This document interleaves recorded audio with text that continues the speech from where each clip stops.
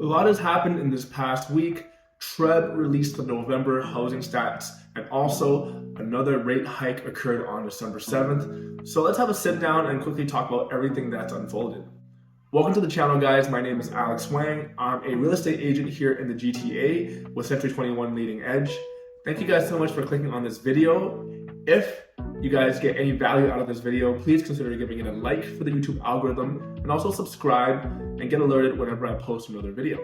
So in terms of the November housing stats, TRREB reported that the average price amongst all property types was $1,079,000. Now this is down 7.2% year over year. However, the average price has actually stayed relatively steady over the past 4 months, despite rising interest rates. The average price has hovered at around $1.08 to $1.09 million. Now there's multiple reasons for this, but I think the two biggest reasons are low supply in the market, and also another reason that's not talked about enough is the strong labor market. So the number of new listings continue to drop on a month-over-month and a year-over-year basis, and in turn so has the number of transactions. In November, only 4,544 transactions were reported.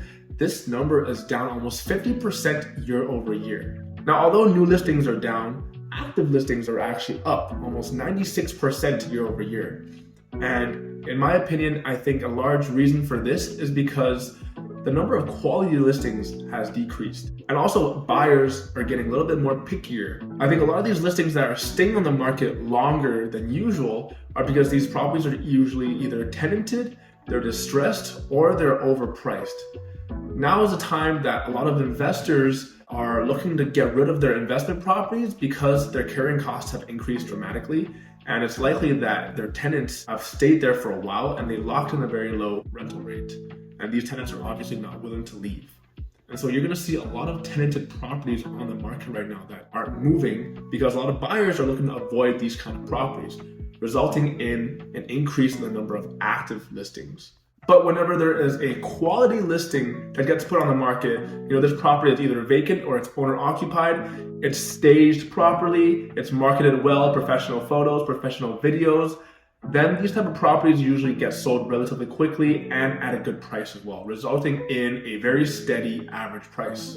Now, in terms of the low inventory, I think a lot of sellers are hoping to wait until the spring market to sell because a lot of sellers have the perception that spring is usually the best time to sell.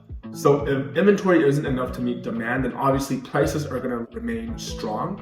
And also this is a clear indication that there aren't as many distressed sellers as we think there are, apart from the assignment market. And so that just shows that the market isn't as bad as other people think. Is it going to get worse? I think so. I think in 2023, there's going to be a lot more distressed sellers, a lot more foreclosures, so be it. Now this ties together with the strong labor market.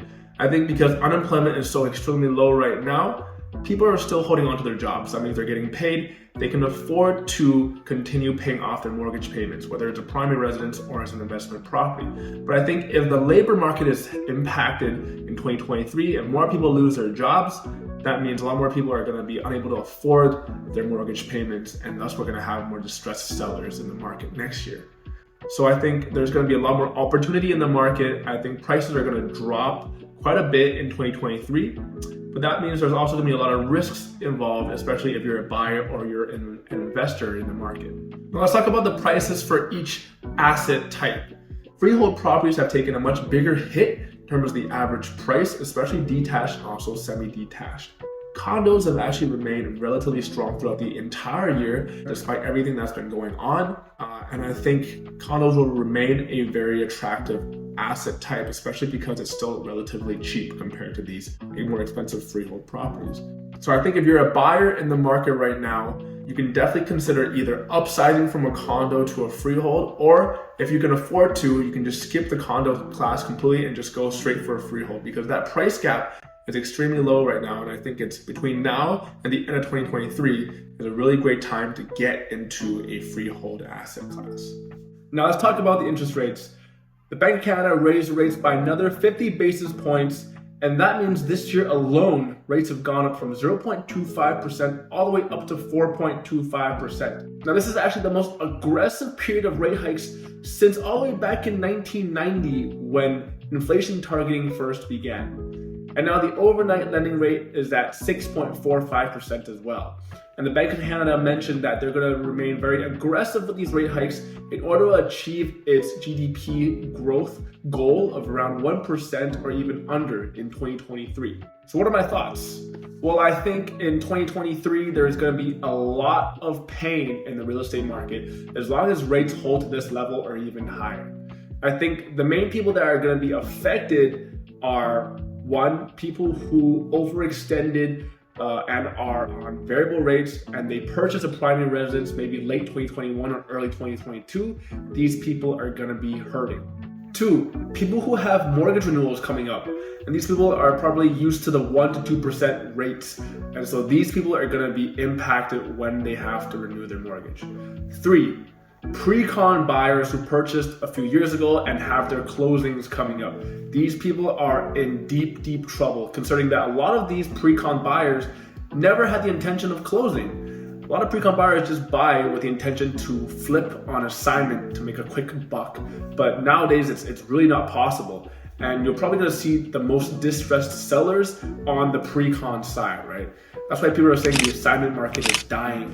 A lot of units are being sold at cost or even below that because they're just not able to flip right now. So that's why I always tell buyers, if you're gonna purchase a pre-con unit, always be able to close and always have multiple exit strategies. Do not buy with the sole intention to flip on assignment. And so moving forward, buyers and investors need to start managing their risks. Now, as an investor, you need to have sufficient cash reserves in case your property becomes cash flow negative, which is pretty likely to happen. In 2023, there's likely going to be a lot more employee layoffs. And so there's a chance that your tenant might get laid off and they might stop paying their rent.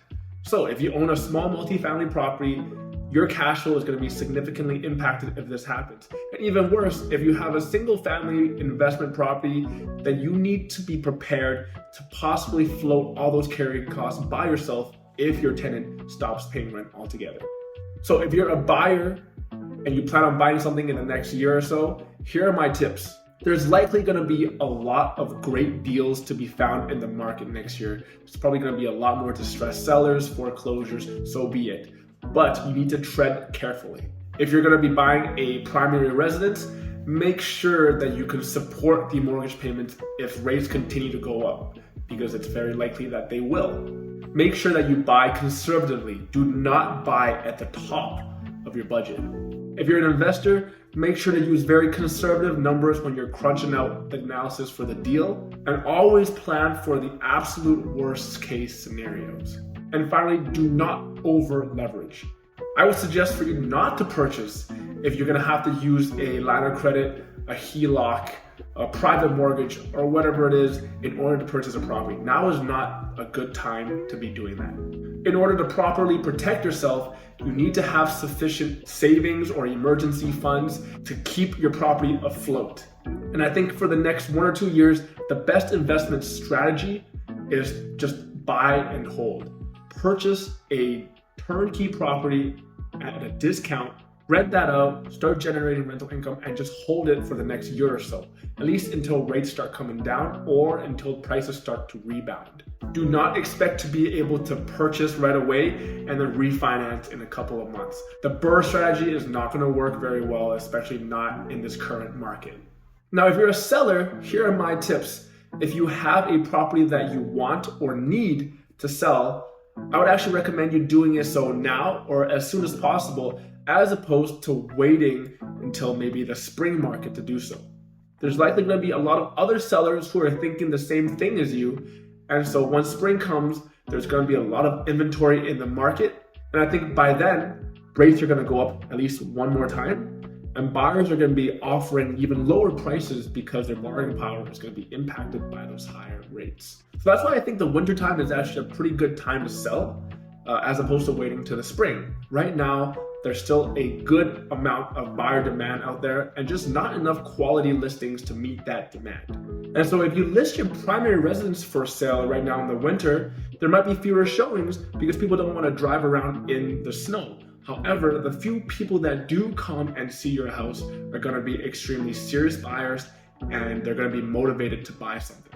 So those are just my overall thoughts on the real estate market in 2023 and also the interest rate environment. If you have a question or you just want to have a quick chat, go to the first link in the description and book a consultation with me whenever you're available. And I'm curious as to what you guys think as well. Leave a comment down below. Let me know what you think is going to happen to the real estate market in 2023 and onwards. Do you agree with my analysis, or do you think that prices are going to actually start rebounding sooner than later? Let me know your thoughts.